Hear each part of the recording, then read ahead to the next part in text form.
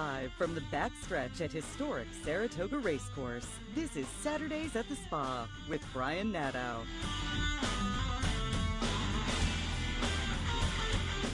Saturdays at the Spa is brought to you by CapitalOTBBet.com, New York's premier wagering site.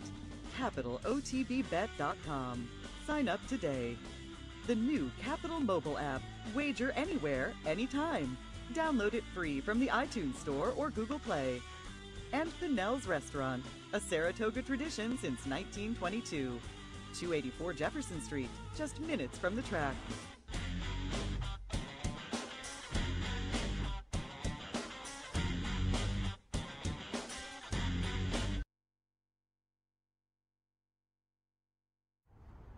Good morning and welcome to Saturdays at the Spa. Brian Nadeau with you. It's Four-Star Dave weekend here in Saratoga. Of course, it's Arlington Million weekend as well out in Chicago. Big racing, big turf racing all around. We've got a good guest panel today as well. Ian Wilkes is going to join us first off the bat, and he's got Mr. Cub in the lure today, up-and-coming turf horse, and one of the supporting features. They brought that race back from last week when the card got canceled, when they canceled the Weah and the Lure, so they're going to bring them back this week. Kind of an unprecedented move to cancel two stakes races before the card, but as you know, the weather here in Saratoga, it's been that kind of summer. So hopefully, as I look outside here, 10 a.m., I think the rain is holding off today, knock on wood, but it is Four-Star Dave Day, and that hasn't been the case last 2 years. Of course, we canceled 2 years ago. I was sitting right here doing a bankroll when they called the races off on Four-Star Dave Day, about midway through the card, and then last year, torrential downpours again. So hopefully we get a good turf course today. I know it was labeled good yesterday, as my partner Anthony Mormino was just here, and I tend to agree with him. You know, regardless of what they label it, I think we're going to have some give in this ground, at least for the foreseeable future, before it really dries out. I don't think we're going to see that early to late summer hard Belmont turf course, and one that we see up here. So take note of that. Quickly though, if you're playing today, like I said, we've got a great card today, highlighted by the Grade 1 Four-Star Dave, and they only got 6, but the gang's all here for sure. Heart to heart, I think the best turf miler we have in this country. 2 Grade 1 wins and necked out of a third out in California, and then there's just a lot of up and comers as well. Chad's got Made You Look, who's never been better after he was with Todd last year, and then certainly Delta Prince ran huge at Woodbine for Jimmy Jerkins, kicking off his year. Linda Rice has got Voodoo Song, the confirmed front runner, 4 for 4 here at Saratoga, and then Yoshida for Bill Mott is fresh off a good try in the Queen Anne at Royal Ascot, and won on Derby Day in a Grade 1. So like I said, the gang's all here in the Four-Star Dave, and I'm sure that will plot a path to the Breeders' Cup Mile as well, and certainly the runners in the Lure too. At a mile and a 16th, 2 turns. That's right in the wheelhouse of the mile at Churchill Downs this year. But quickly, we're going to take a break shortly. But quickly, a lot of names and a lot of players are out at Arlington today. The Million is certainly the highlight, but you're going to be familiar with a lot of the players out there. The Grade 1 Secretary, and they finally put these 3 races back to back, which is pretty cool, because they oftentimes throughout the years, they separated them a little bit. Somewhat frustrating from the gambling bettor's perspective, but the Grade 1 Secretariat starts it off. Chad Brown's got Analyze It out there for Bill Lawrence, and he's trying to get back on the beam after losing a couple heartbreakers to Catholic Boy here in New York at Belmont. Untamed Domain for our friends West Point Thoroughbreds is going to run on, trying to get back to that turf form when he was second in the Breeders' Cup, and then Coolmore with Hunting Horn, who was a good third in the Belmont Derby. So that's Secretariat, and then Chad's got Sister Charlie, a heavy favorite in the Beverly D. But the cool thing is we've got a New York bred, and that's been a pretty good theme of late. Certainly running 1-2 in the Whitney, Diversify and Mind Your Biscuits, and one of the sale toppers the other night was a New York bred, and Chad is also going to run Four-Star Crook, who got up over Sister Charlie in Grade 2 New York last time at Belmont. So she's seeking her first Grade 1 win, and she's going to hit hard in there. And then the big one, the Arlington Million, 7:08 in the PM. If you're still sticking around today, Graham brings in Spring Quality, Graham Motion. I thought he ran huge in the Grade 1 Manhattan to get up from the parking lot last time. And then Chad's got 3 of them. Almanar is in there, Money Multiplier as well. and then Robert Bruce, and then the favorite, certainly the favorite. Brian Lynch could have a monster day today because he's got the favorite Heart to Heart in the 4-Star Dave. He's got the favorite Oscar Performance in the Arlington Million. And if you didn't see the poker, Oscar Performance just ran huge off the long layoff, gets a mile and 31 and 1 that day. And if you're handicapping from home, made you look. He beat him that day pretty comfortably. In second, he's back, as I mentioned, in the 4-Star Dave. So take note of that, and maybe it'll give you even a little better gauge at Oscar Performance from a tricky outside draw. So a lot going on the turf today. It's going to bring us to our first break here on Saturdays at the Spa. When I come back, Ian Wilkes is going to join us. He's taking part in the turf today. He's got Mr. Cub in the lure. Stay tuned.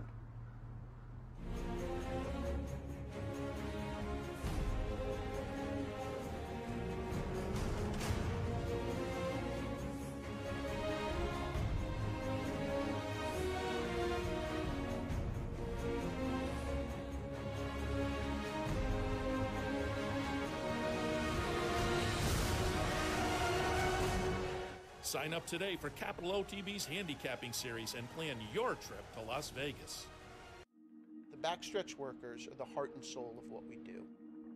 They're the backbone of the industry.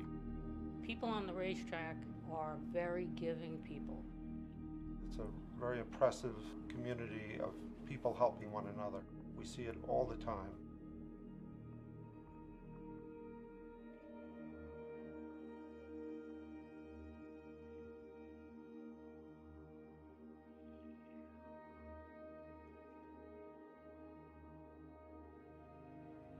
Any help we need it.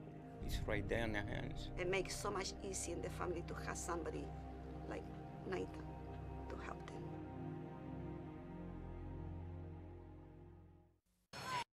For 4 generations, Bruce Cerrone and his family have continued the 96-year tradition of delighting their local following and faithful summer crowd with the finest authentic Italian recipes. Classic Italian dishes made with the freshest ingredients and served in a home-like setting where everyone is welcome. Some things have changed in the last 96 years, but not Pinnell's commitment to the finest in Italian cuisine. Pinnell's Italian Restaurant, a Saratoga tradition since 1922. 284 Jefferson Street, just minutes from the track.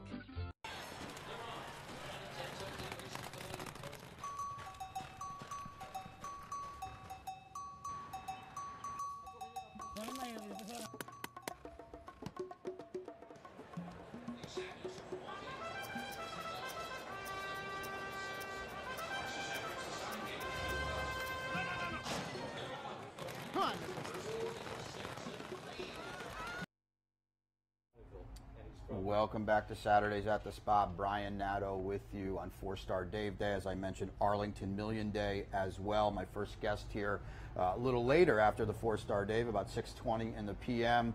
Hopefully on what we think is going to be a good turf course. I don't think the rain is going to has come down today. I bring in Ian Wilkes. Ian, thanks for joining us. I appreciate it.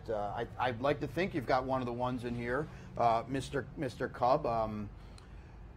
I don't want to call it the second division because I think a lot of these horses could have went in the 4-Star Dave, but the fact that the lure was washed off and brought back today, and I think you fit nicely in here. Yeah, the horse is doing, I'll be honest with you, actually probably suits me to come back a week later. I actually think the horse is doing really good. Extra weeks can help? Yeah, this week helped. I think he's come a long way. I mean, you look at his form, and he won as a 2-year-old, and then kind of middling form as a 3-year-old, and then towards the end of last year, did the light bulb go on, or just maybe maturity? What got him going pretty good? I ran him a mile and a half in Gulfstream. He didn't like that, so he picked up his form. No, he ever since I ran him in that race, he just turned the corner. Mm-hmm. I don't know why. Just maybe he didn't want to run that far again. So he said, "I'll run harder for me." Getting a horse to go a mile and a half, is it as much a guessing game? You got to put them out there, see if they can do it. I mean, obviously the dirt horses are going to run it once in their life. A little more common on the turf, but not something you see all too often. Yeah, no, that's true. And he's got tactical speed. This horse, he puts himself wherever he's comfortable. If someone goes, he can sit behind them. He's very versatile. So he got out of Gulfstream this winter. You gave him a little freshener, comes back, wins an allowance at Keeneland, and then you put him back in stakes. We're going to bring up footage of the opening verse here, where he stalked the pace and pulled clear late, and what, at least if you look at it on paper, probably a breakthrough performance. We're going to bring it up now, the opening verse. Here he is here stalking. I mean, today I thought we'll talk about it in a second, but he's a lot of versatility here too. Yeah, they went quick that day. Two of them set up perfect. Couldn't ask for a better race. The way it's set up, and Chris knows the horse, trusts the horse well, and gets a good rapport with him. So and that's why I wanted Chris to come back and ride him today. And that day they went 46 for the half, 46 and 3, and he's just always traveling, and I was just pleased the way that he sat. He didn't have to have the lead, or he didn't have to be, anywhere. He can be. Doesn't matter on the pace. He can adapt to it. So he's going to pull clear here in a second, and that brings you into the Wise Dan, and kind of an old rival. Mr. Understood gets you again. He's gotten you 3 times, right, for Brad Cox, and I would think we're going to show the footage of the Wise Dan. You found yourself on the lead that day, but as you said, they went really quick at Churchill. So we'll bring up the Wise Dan in a second, where you're on the lead, and this day we went a little slower, 48. There was no pace, so we end up here, and right here, I actually kicked on Mr. Understood, and I opened up, and I thought I was going to hold him off, but he's a good horse. He's a hard knocking horse, Mr. Misunderstood, and right here I still thought I had him, but we just sort of flattened a little bit on our run there. And that's Inspector Lindley on the inside too, who you're back against here, but. You lost nothing in defeat that day, and I know that's a grade 2 at Churchill Downs. I said on the Handicappers Report before to Anthony Mormino, this is a tougher race? I mean, they're not giving anything away here, even though it's just a listed stakes. Yeah, it is tough. You come to Saratoga, it's not easy. It doesn't matter what race you're running. Yeah. We mentioned pace. I think you're in a good spot just from a handicapping perspective today. I don't see a lot of pace. Yeah. You've mentioned Chris knows this horse very well. Played off the break, or you going, or play the break? Play the break. If someone really wants to go, you've seen there, we can sit off of him. Right. If no one goes, we're quite happy to go to the lead too. So I'll leave it to Chris. Sure. Give him a leg up and just let him ride his race here.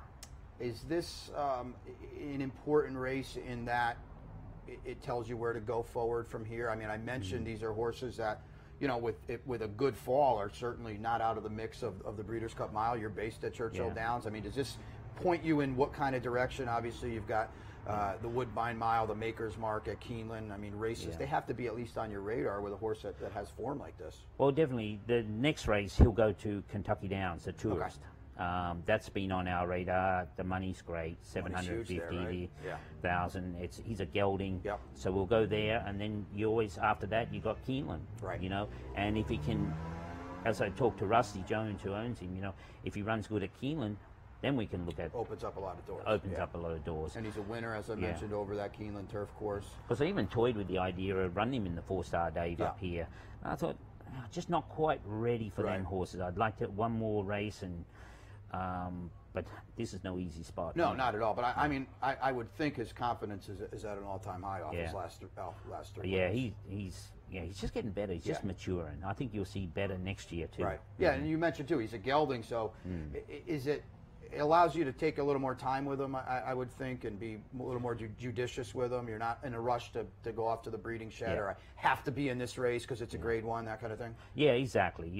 We're running, the owner's having fun with him. He's making money for him, and that's the key. And then we'll be able to, at the end of the year, give him a break, turn him out, give him a break, bring him back, and plan on next year. Yeah, we're talking a 4-year-old here in August with just 13 lifetime starts, so you would think the best is still ahead of him. Oh, yeah, definitely. And earlier in the meet, we talked off the air, maybe a pleasant surprise. I think he was 4-1 or so, but we're going to bring up the footage of Big Dollar Bill upsetting the mile in 5/8, I believe, stakes earlier in the meet. The Birdstone, in a strong, it looks like he was 1-5 here on the far turn. Getting the stakes up at Saratoga had to be pretty nice. Yeah, that was good. I was so happy for Dennis Farkas. This is Dennis's first stakes win as an owner, first win at Saratoga, so that was great. I've been a long-range plan has always wanted to run him in this race, in a mile and a half on the dirt, because he's got a great turn of foot, and he just runs all day. So it was a good chance to give him a shot at it, and I think he can only get better off of this. And goes to the cuts back, correct? In the mile and a half green. How many times a year can you say that? You said you were eyeing the Greenwood Cup at Parks, the mile and a half. All systems go for that? Yeah, all systems go. He's come out of it good. Horse is doing well. And if everything goes right, we'll plan on that. Good, good. You mentioned you had 20 up here. You're down to 15 or so. Yeah. Anyone you're looking forward to? Any 2-year-olds or anything? I only bought a few 2-year-olds up here this year. Had a lot of problems last year. You know, my 2-year-olds really fell apart up here. You know, so I kept them mainly in Kentucky, and then I've shipped a few up. I've got one that's finally going to run on Monday. Get my days correct here. Monday, a point of entry colt for Mary Lou Whitney. Nice colt. You know, he's done well.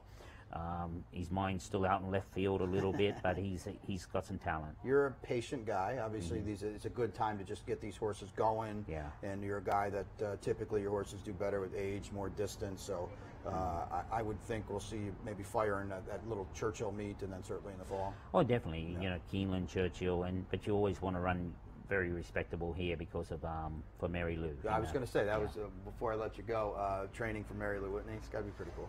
That's cool. How did that come about? That's a good question. It's been a little while now. It's been a while, right? Yeah. I think Kim Nelson, who worked for Mary Lou, and John Henriksen at the time, she was the secretary running the office, and we go back a long way. And I think, you know, I just brought my name up and met with John, and that was great. I think it's been a really good relationship since. Yeah, and you had the name escapes me, but the Good Miler, one turn kind of horse, Birdsong. Yeah, he's standing a stud now at Gainesway. Nice. So did some good work. Ian, I appreciate you taking, I know it's a busy weekend around here, and taking some time. We've got a gift certificate for you. Jacob and Anthony's right in town, $100 gift certificate. Check it out. They've got great food, great drinks. So check it out. I want to wish you all the Ian Wilkes, appreciate him stopping by today, a first guest on Saturdays at the Spa. When we come back, we're going to bring us to our second break here. And when we come back, Travis Stone is going to join us, and we've got some fun video. Travis Stone, the track announcer, voice of the Kentucky Derby. Stay tuned.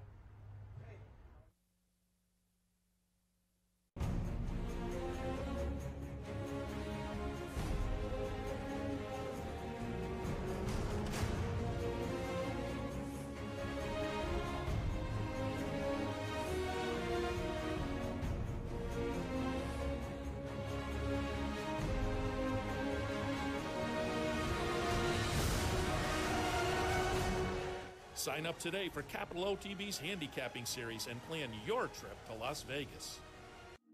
The backstretch workers are the heart and soul of what we do. They're the backbone of the industry. People on the racetrack are very giving people. It's a very impressive community of people helping one another. We see it all the time.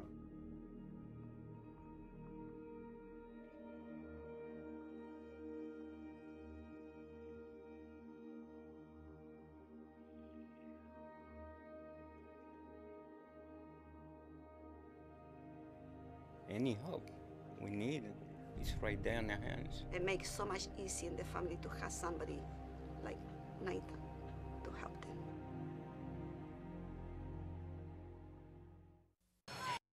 For 4 generations, Bruce Cerrone and his family have continued the 96-year tradition of delighting their local following and faithful summer crowd with the finest authentic Italian recipes. Classic Italian dishes made with the freshest ingredients and served in a home-like setting where everyone is welcome. Some things have changed in the last 96 years, but not Pinnell's commitment to the finest in Italian cuisine. Pinnell's Italian Restaurant, a Saratoga tradition since 1922. 284 Jefferson Street, just minutes from the track. Now Now it's a global series. The best racers from all over the world, the best trainers, the best jockeys. You can get a free entry into the Breeders' Cup, and everybody wants to run in a Breeders' Cup race. You get your travel expenses paid for the Breeders' Cup. Automatic berth takes a lot of pressure off. If we're considering two different races and one was a win and you're in and one was not, that would be the tiebreaker. It's probably the best thing that's happened to racing in the last 10 years. Breeders' Cup Challenge, win, and you're in.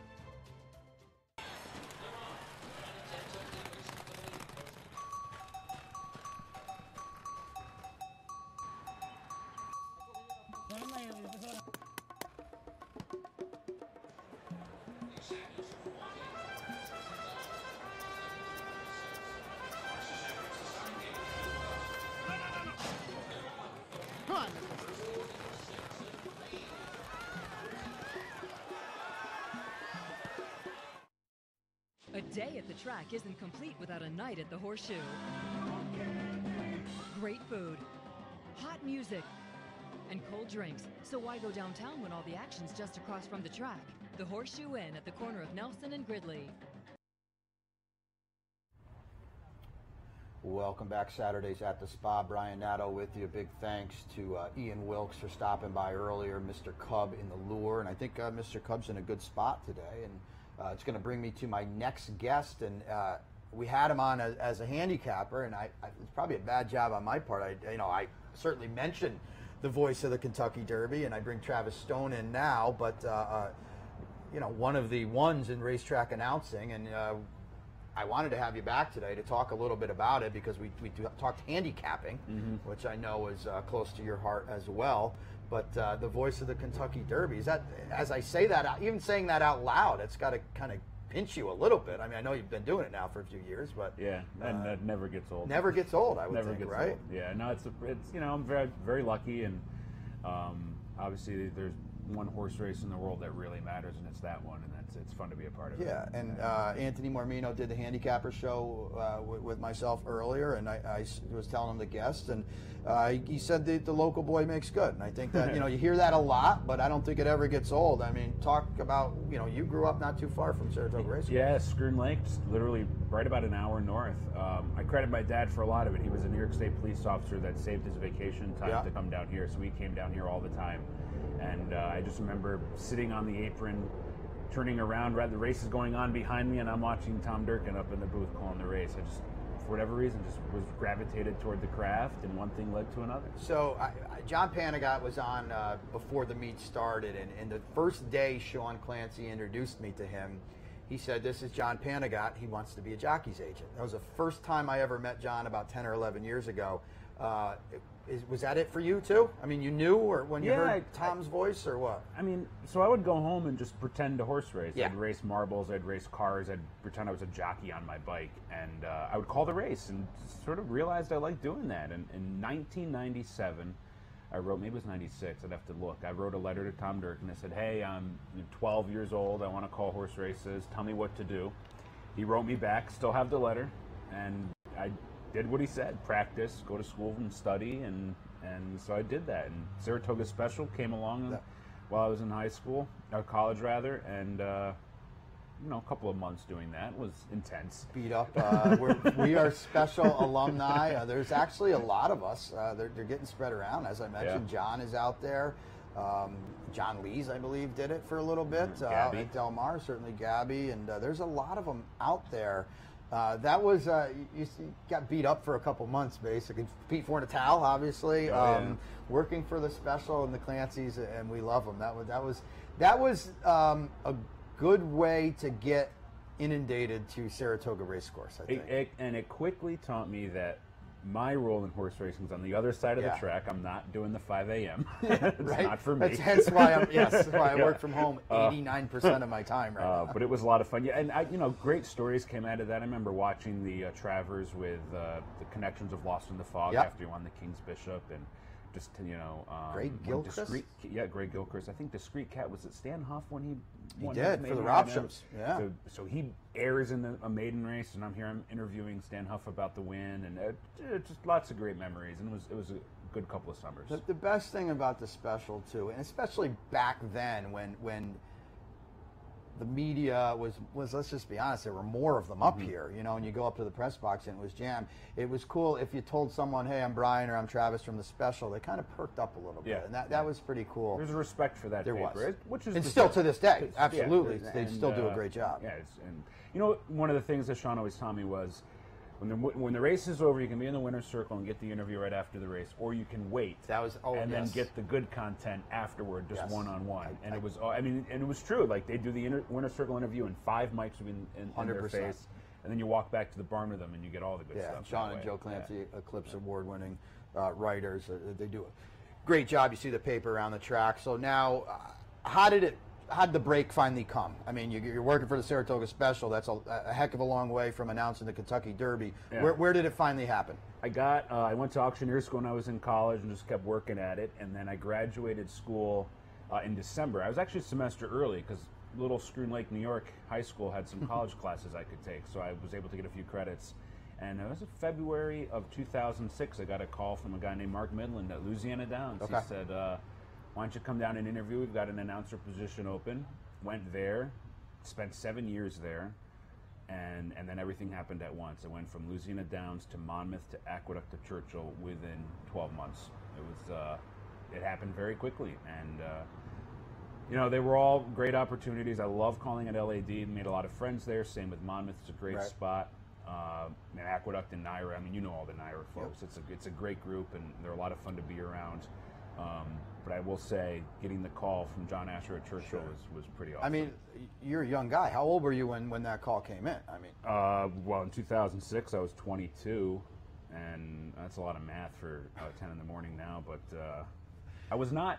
Kurt Becker, I believe, called the Derby when he was a little bit younger than I was. Okay. I called my first one, but yeah. Typically, for the most part, you know, these are older, seasoned guys. You were on the very meteoric rise to Churchill Downs. I appreciate that. Yeah, I mean, you're right. I mean, there's no two ways to put it. I was very young and got going, and things took off pretty quickly.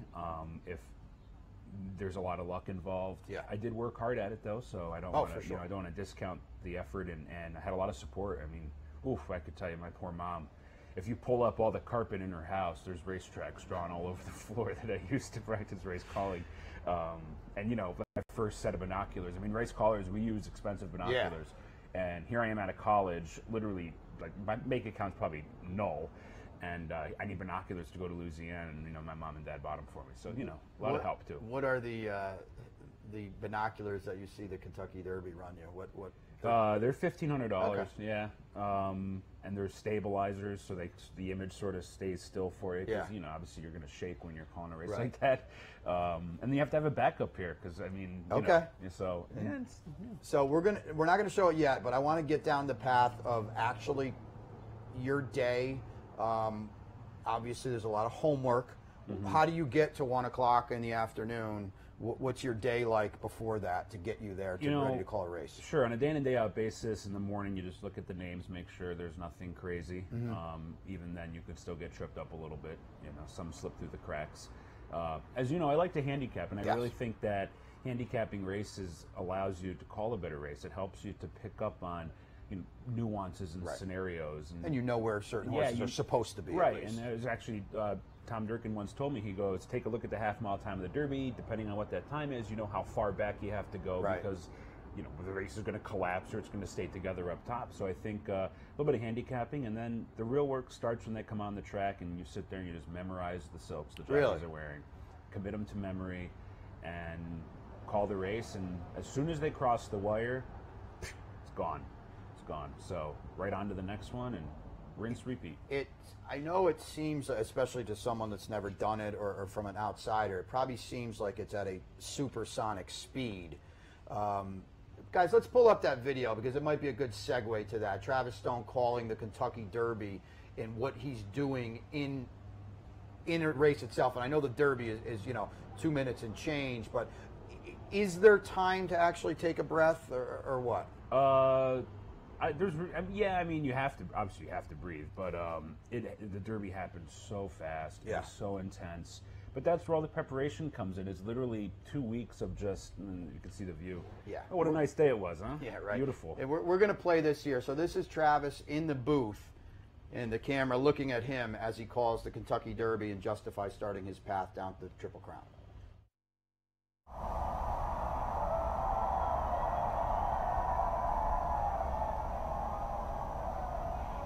They're in the gate. And they're off in the Kentucky Derby. And promises fulfilled. Great start. Flawless as well for Justify coming out of the gate. Both Doros flashing speed on the outside, and so is Noble Indy. And Good Magic is not far behind either. Beneath the iconic Twin Spires for the first time. Promises fulfilled out to set the pace. Justify is right there racing in second. Good Magic in behind while third. Both Doros racing in fourth. Flameway on the inside in fifth. Firenze Fire moves up to be sixth. Noble Indy is seventh. Mendelssohn is off the pace today racing in eighth. Free Drop Billy down inside ninth. Audible pushed along in 10th. Bravazzo is 11th. Entice is running along in 12th. Combatant is wide on the first turn in 13th. Magna Moon is 14th. Lone Sailor is 15th. Hofberg is at the back of the pack racing in 16th by 3. Then we come back to Instilled Regard and Vino Rosso. 5 or 6 more back to My Boy Jack. Solimini is the last of them all. A brutal half mile in the slop in 45 and 3/5 seconds. And just like that, Justify seizes the lead with a half mile to go in the Kentucky Derby. Promises fulfilled, trying to keep up second and inside. Flameaway's not far behind, racing third. Bolt Duros 3-1 in the far turn in fourth. Firenze fired on inside fifth. Champion Good Magic moves up one spot while wide on the far turn. Farther back, Bravazzo starting to muster up a rally. Going past Noble Indy. Audible starting to pick it up with 3 furlongs to go. Instilled Regards finding his best stride as well. So is Vino Rosso on the far outside as they race for the top of the stretch with Justify the one to catch. Here comes Good Magic on the outside for the final quarter mile. Justify turns for home in front. Good Magic in a full out drive with 3/16 to go. But Justify and Mike Smith are digging down on a 2-length lead. Good Magic is wandering about the track from far behind. Audible rallies to be third. They're coming to the final 16th, and it's Justify and Good Magic and Audible. Justify in a 2-length lead. Final try from Good Magic. All rise for Justify. The Kentucky Derby was never in doubt. Wins by 2.5. It's tight for second between Good Magic and Audible. Instilled Regard was fourth. Nice. Nice. Great call. Nice. So I love the excitement there. Is it as much relief it's over as it? I mean, I know when Tom Durkin finally did walk away, he did talk about being nervous. Oh yeah. Yeah. What is it there? I mean, well, the moment you turn off the mic, I mean, knock on wood, everything goes okay. Sure. It is the greatest feeling. Relief. In the world. Yeah. And that was it was a really stressful race. And if you heard it, like on the far turn, so Vino Rosso was making a move. Vino Rosso had dark green silks in a dark gray day with haze and rain and stuff. Right. So he was all covered in mud on top of his greens. So this is very stressful. They turned for home. So there were 3 WinStar horses, 3 or maybe 4, I don't remember now, WinStar horses in the race, and the only thing distinguishing Justify was Bob Baffert's Blue Shadow Roll. Okay, always a shadow. So I have like a memory burn that come off the turn of like, oh, is the Blue Shadow Roll there? And it was, thank God. And then Audible's running third for WinStar, too. Yeah, of course he had to run third, you know. We couldn't just have one of them running well. So it's just, you know, just all these emotions, and then they cross the wire, and it's like, whew, thank God it's over. And, you know, the line at the end, all rise for Justified. I have friends that I trust, and we talk about big lines for race calls at times. I didn't tell anybody about that one. I'm a Yankee fan, you know, Aaron Judge and all that. Right. So I was like, that might be a cool moment. And luckily it came out okay. And we had a great night that night, celebrating another Derby in the books. How many pieces of paper did you go through coming up with a line? Is that stuff you think about? Like if somebody wins to Stephen Foster, are you doing that, or is it more Kentucky Derby? Like Stephen Foster, Gunrunner with Gusto. Yeah. You know, I said that one year. Just trying to think of things to capture and be appropriate. You don't want to sound too contrived. And sometimes what you plan doesn't even come out. Right. I mean, you know, I had a bunch of things in mind for the Derby this year. Justify seizes the lead. That felt like the moment he takes over would be a big moment in the race. Of course. But then I had a big list of other things to say, and none of which came out. But as long as you're prepared is one of the things. As long as you shove a bunch of stuff into your mind, you're in a much better spot rather than trying to ad-lib. Ad-lib is tough to do. You would know the answer to this a lot more than I would, but I feel like when Tom called his last race, the horse in the slop, the Mike Dubb and Rudy horse. Splashtastic. Thank you. That was the first time I'd ever seen that in the booth. You could find that on YouTube too. You've done this now. Just as a fan, I've been in the booth with you before, but just to see that and to see what you're doing in a race, you've got, what do you got, a little pocket program there? Yeah, a little dry cleaning coat hanger and a poster board and a lot of duct tape to hold the program, a little cheat sheet with the colored silks on there just as another safety net in case forgetting something. The binoculars and the microphone. That's it. And then you're looking over through the half mile as a TV to get the fractions. Splits. At Churchill, you get the splits off the TV. You do that at Naira now, too, when I was calling it Aqueduct in Winter. That's off the TV as well. The tote boards, a little bit harder to see. Right.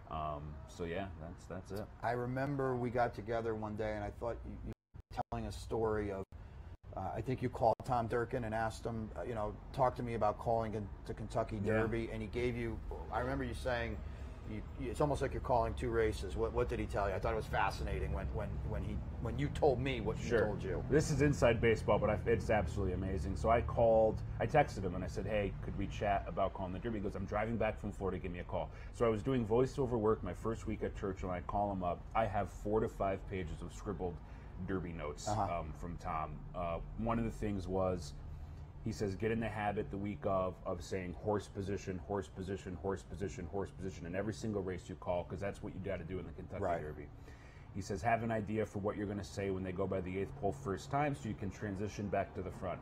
When they get to the 5/8 pole, look at the clock, get the half-mile time, know whether or not it's fast or slow, and he says, then you'll know how far back in the field you have to go. Right. And he goes, and then from there, just call the race. I remember that was the line. You go through every horse and then just call a horse race for the last, minute or so. One thing he did say that was very useful, and now I call Churchill all the time now, so it's very true, is when they turn for home at Churchill, they come straight at you for a few strides, and you see only a horse face and a horse shoulders, and so you have to get a bit of a snapshot of what they look like right outside the quarter pole to help you guide you through 5 or 6 strides off the turn. Invaluable advice, super helpful. And the other thing he said was, when you're doing that horse position,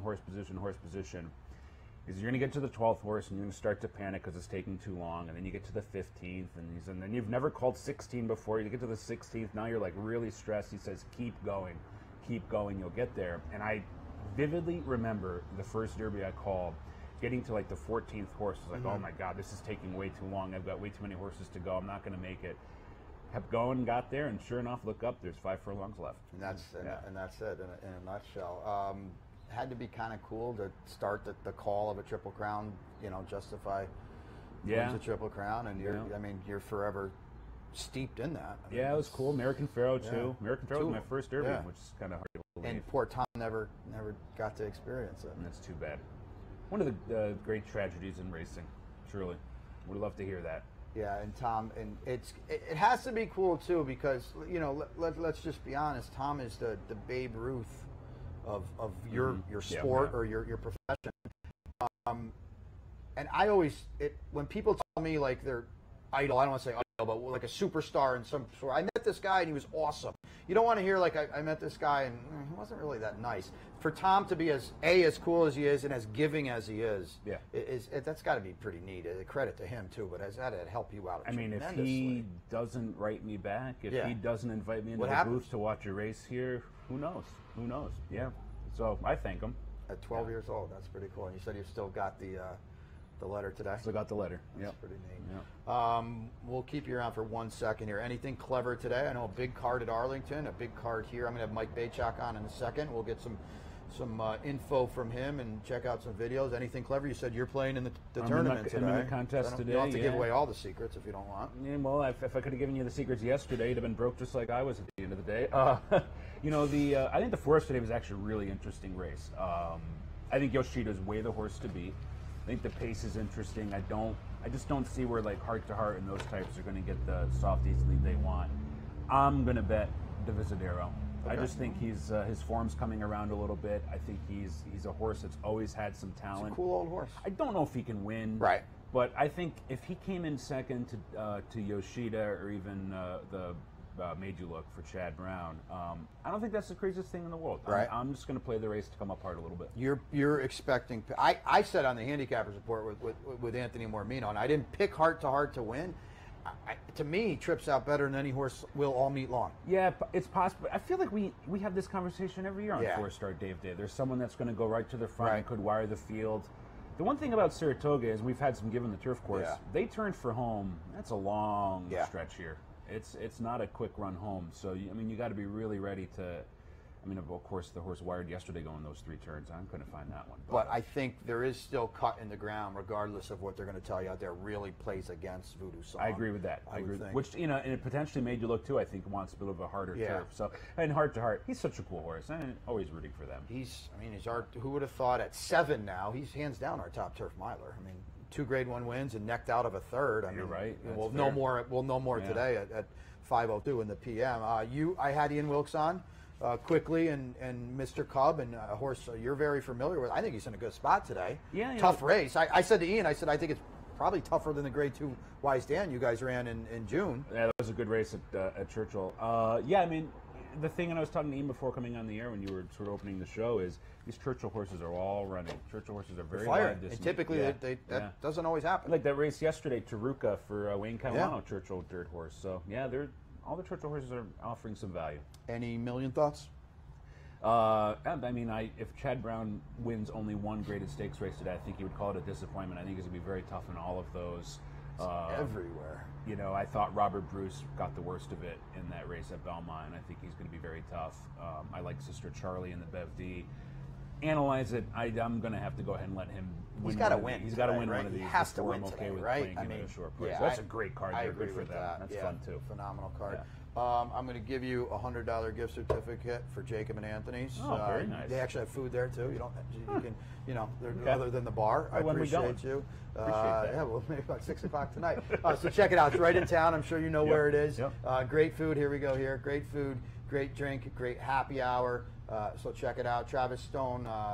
Track announcer, handicapper. Good luck in the contest today. I appreciate you stopping by. We'll see you. Mike Baychak coming on shortly after our next break here on Saturdays at the Spa. Again, special thanks to Ian Wilkes, Travis Stone stopping by. Stay tuned. We'll come back with Mike Baychak.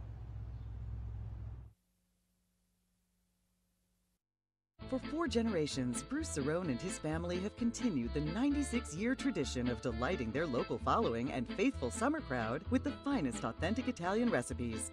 Classic Italian dishes made with the freshest ingredients and served in a home-like setting where everyone is welcome. Some things have changed in the last 96 years, but not Pinnell's commitment to the finest in Italian cuisine. Pinnell's Italian Restaurant, a Saratoga tradition since 1922. 284 Jefferson Street, just minutes from the track. The backstretch workers are the heart and soul of what we do. They're the backbone of the industry. People on the racetrack are very giving people. It's a very impressive community of people helping one another. We see it all the time.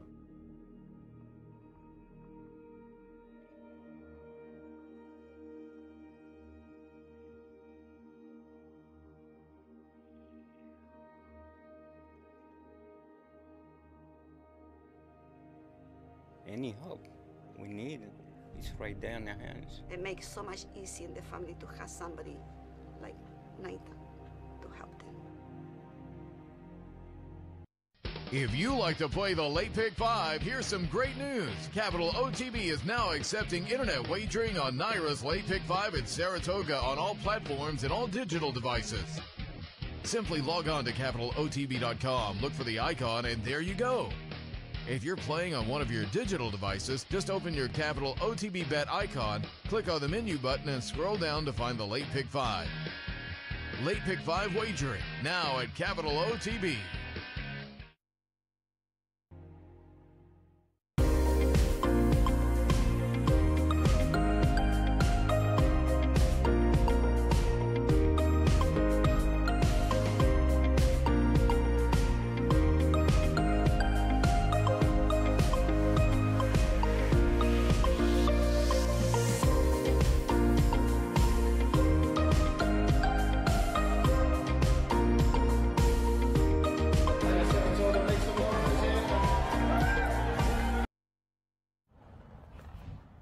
Welcome back. Saturdays at the Spa. Brian Nadeau with you. Again, special thanks to my first guest, Ian Wilkes. We've got Mr. Cub in the Lure Stakes, and then Travis Stone, track announcer at Churchill Downs, kind of stopping by and giving us a little insight of his day today and calling a race and calling the Kentucky Derby as well. I think that video, you can find it on YouTube there, a video of him calling the Kentucky Derby in the booth is, when I first saw it, was really fascinating.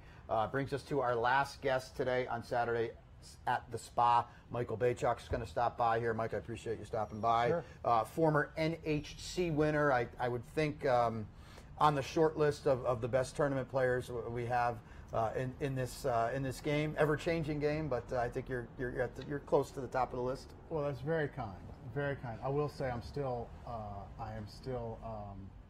the leading money winner. Yes, but that's going to change, I'm sure. So they were, as you know, there's contests here this weekend, and Paul Sherman won yesterday, and he's in the Hall of Fame, and he's won this a couple of times. So it's a good field of contest players, but I don't know that I'm quite in their league. You mentioned the contest, and they changed it up a little bit. It used to be a 2-day contest, and now it's separate. So you said you didn't really fire yesterday, but you're back to battle today, right? Right. It's important for me to play because you're here. Sure. But I'm here to enjoy the races and see the horses. You're a guy that likes to have fun, it's just a little. I do dinner, enjoy dinner and a little, maybe a cocktail or two, and but look, I'm a competitor and I want to win today. And today is the day. It's a bigger bankroll. Yeah. And it's a really nice card, so I'm looking forward to it. Is it tough to differentiate being a tournament player and then just going Saturday and firing at simulcast, or is it a different mindset? It certainly is. Yeah. I mean, I'd like to ask Paul how he does it, right? But because he's very good at it. But yeah, I mean, if you're simulcast playing, you can pick a lot of different spots, right? Right. And if you're betting a contest, you're basically being fed the spots to play.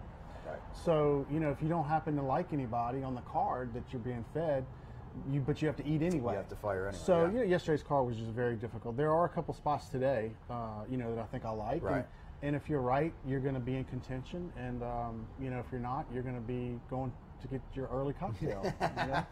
And Michael's, we've got to pick 4. We're going to talk about it in a second. First off, a little bit on your background. I don't know if, maybe people just know you as a tournament player or a racing guy, but you've got a pretty important job too. I mean, based in New Orleans, basically. We're based in Louisiana, okay. Baton Rouge. But I'm a political consultant, and so we work on campaigns. Okay.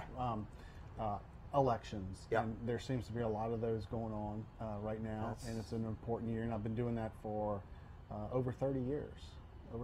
So, I mean, that's not a job that you just punch in 30 hours a week and go home. I mean, so how often are you playing the races? Are you just showing up at big spot tournaments or what?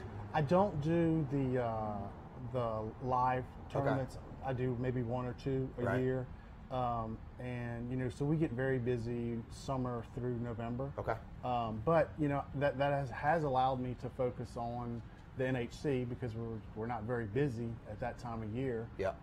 And so I can focus, and I've done well as of course I won it 1 year, but I've moneyed 2 or 3 times, and it's a hard tournament. So that's really when I start focusing, that December to January-ish. And I would think, and the NHC, if you're not familiar, is essentially the World Series of handicapping, or the biggest prize there is. I would think you got to the top of the mountain and doing it again would be fun. I mean, it's got to drive you to do it again.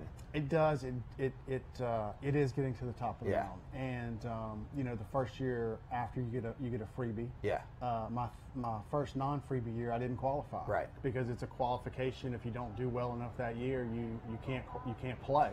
And that was a driver. And that's the thing. If you're not kind of in the loop, you don't just have a lot of money and buy into the NHC.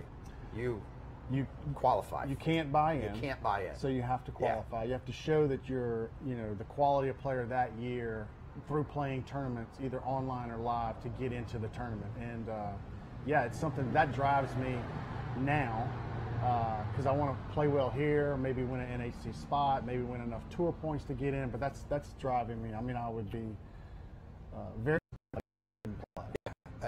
we're going to get to this Big Four in a second. The last thing I wanted to ask you, I was not aware of this, and I've known you for a bit, but you have an interesting story how you got into racing. I do. So I was 12 or 13. My father was an attorney. He had another attorney that was working for him, and one weekend my dad said, "Hey, would you watch out for Mike this weekend?" And while my dad was working, so this friend, the associate lawyer who was young at the time, watched out for me, and we went to the fairgrounds in New Orleans with some of his derelict and degenerate buddies. That lawyer that took me was James Carville.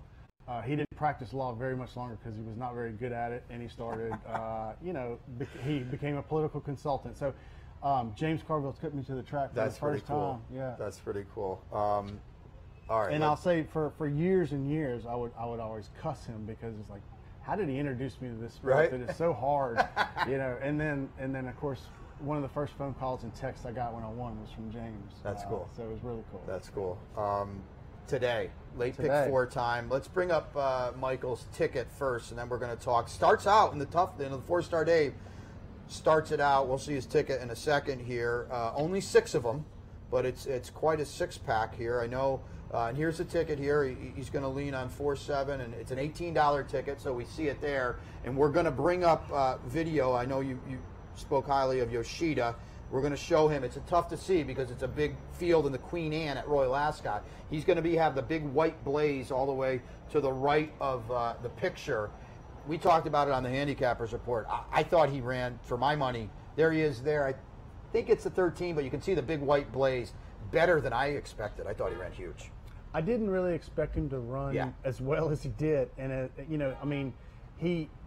it's tough for an American to ship over. Right. He's tucked in now with the white silks, the big white blaze there. And if you're not familiar with Ascot, it's kind of like Del Mar, Saratoga, Keeneland all combined in 1 week. Right. I mean, it's a really tough, group of horses. But he ran on and ran well. He when he got a little free, he started running on. And, he was highly touted here in the States before. He kind of underperformed, then he really got going. I think he's found his talent, and become a racehorse. And, you see him. He just keeps trying. And that's going to really stand him up well today, I believe. So, I think he'll probably be the favorite. But it's going to be a competitive field. I think it is. Right? So that's probably my top choice. These races, as the talent gets good, to me as a handicapper, they're a lot of times they're equal. They're equal in speed figures or equal. There's not a lot of difference. So you got to look to me for trips, and also look in the shape of the race. Right, and that's what I was going to ask you. We all have the figures. We all can get the figures. Are you doing anything that maybe someone else is not doing? Or, the average person buys the form, they read the form, they bet off the form. What else are you doing? You mentioned trips. Yeah, I'll look at a few, like that. That trip to me stood out because he outperformed how I thought he was going to run. So that makes me perk up. The second thing is, especially in a 6-horse field, I'm going to try to figure out how is the race going to be run. Who's going to take the lead? Who does it set up? How is the track playing? The turf track. Yeah. So to me, there are 2 horses that I think, it really sets up in here, and that's the 4 and the 7 because the 6 and the 5 and the 6 and the 5 are going to probably for sure go at it. Yeah. And I like to be tucked in and sitting behind and make a run, and I think both of those horses, the 4 and the 7, seem to have the talent to make that one run for the lead. We're both on the same horse in the 9th, I think, breaking the rules for Shug McGahee, Phipps Homebred. We're gonna pull up video of the May 6th allowance win, and I think this is a horse now. Shug tried him in the easy goer, going elongated 1 turn at Belmont, didn't quite work out. I think now he's probably realized he's found his niche. Here it is down inside, found his niche going 1 turn. I think he hits really hard today. Yeah, again, I think this is even more to me of a setup. I think he's just going to be the horse in the pocket, running third. He's definitely, or at least the trainer, like as you said, seems to think he's a sprinter. He's a 1 turn, and his 1 turn races have been all great.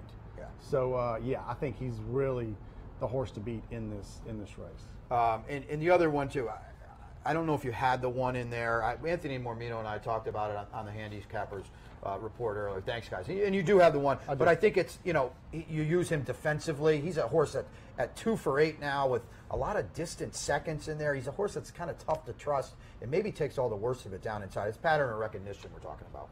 Yeah, I used the 2 Chad Browns. I thought about singling and going a little bit deeper than the others, but I just couldn't find. That was the thing. It was a deeper sequence horses. today. So, right. So look, you're not going to go wrong betting on Chad Brown at Saratoga. So it's almost a must include in the multis, because he's gonna. If you leave him out, he seems like he's going to beat you. He's got 20 wins already. I mean, it's gotten to that point where it's the damned if you do, damned if you don't. And look, Mask certainly can run.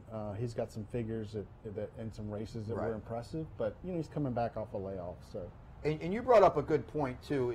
There are sequences that you can look at and say, "Wow, this might pay 5 figures," and then there are sequences that you look at and you say, "Well, this might pay $240." And we talked the other day, and I said, just put something together, try to keep it under $100, and you came up with $18. And my point is, this is a sequence that I don't look for something that's not there. I agree. I mean, I think if I went further than the 18, I would be looking at like 100. I mean, like an all somewhere, because I don't think this is the sequence that's going to pay 1,000. Yeah. But I mean, I think it could be a healthy 250 for 50 cents. Right, and that's the thing. Again, don't over maximize your bankroll. We go to the lure here, and I had Ian Wilkes on earlier. He's got Mr. Cub, where like him or don't like him, I think he's the speed in here, and I didn't see a lot of other speed in here. What did you come up with in the lure? No, I'm a little worried about that since we talked about it right before we came on. I think I came up with the 2.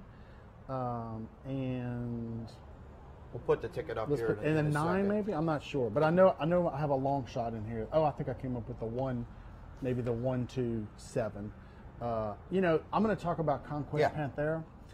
Again, this is a horse that probably doesn't stack up, figure wise, maybe just a shade below. Right. But one thing that I've noticed about in Mark Cassie's, having another kind of a struggle meet. He had it last year too. He did, I know. But he'll break through, I think.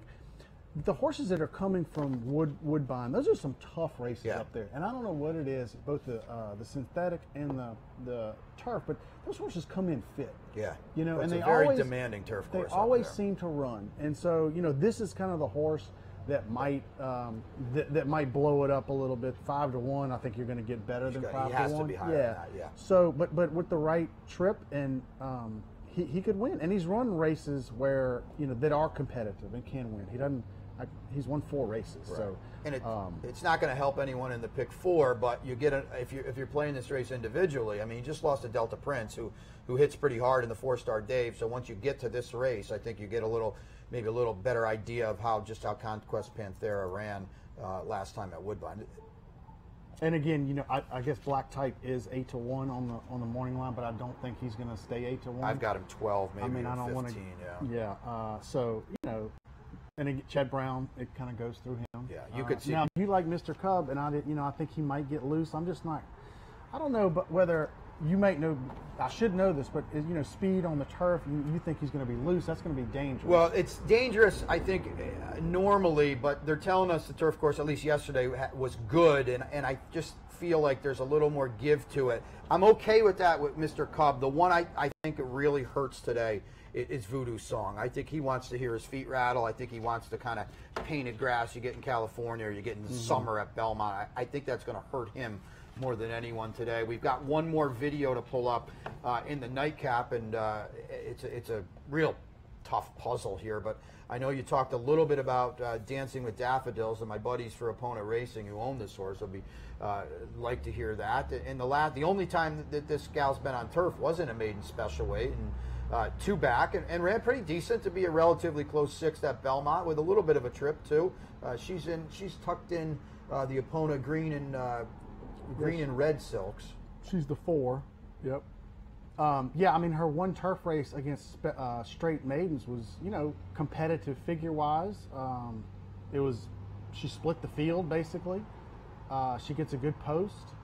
She dropped down to a level in her last race where she is today, and she was competitive there, running 3rd. So she certainly fits.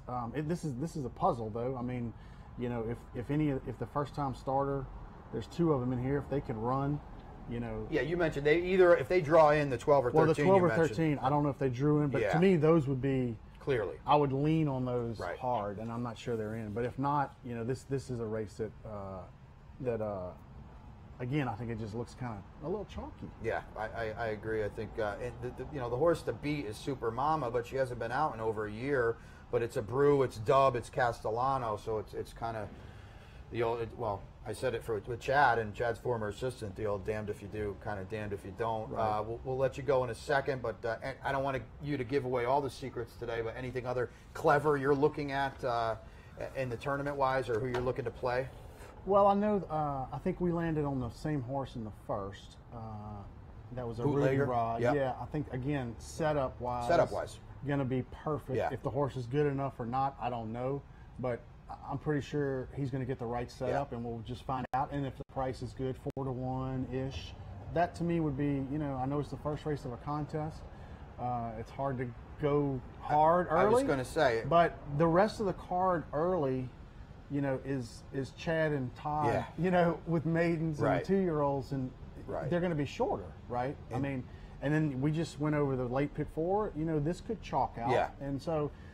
Hell, 4-1 might be something that, you know, there's a horse, I don't know if the Clement drew in to the fourth or the first time starter. Oh, yeah, right, and the Mathail, going to take a few scratches to get Yeah, well, if that one draws in, that's an all-in for me. Right, okay. Because I bet Chris Clement going long on the turf blind. I mean, he's got a positive ROI, and he's apparently worked out okay, you know, so...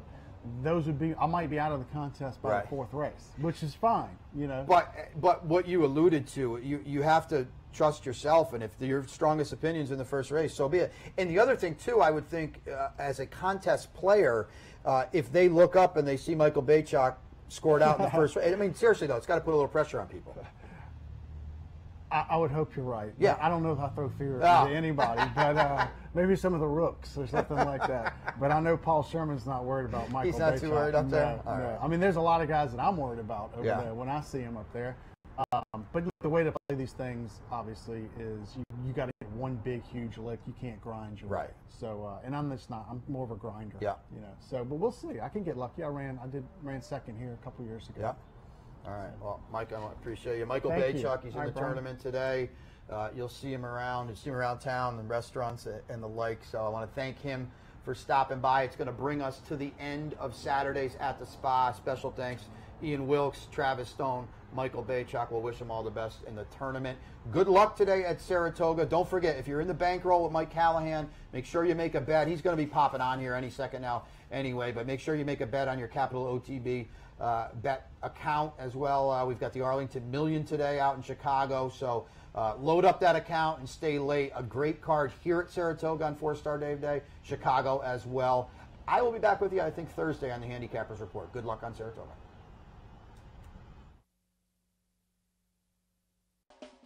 You're watching OTB TV, a service of Capital Off Track Betting.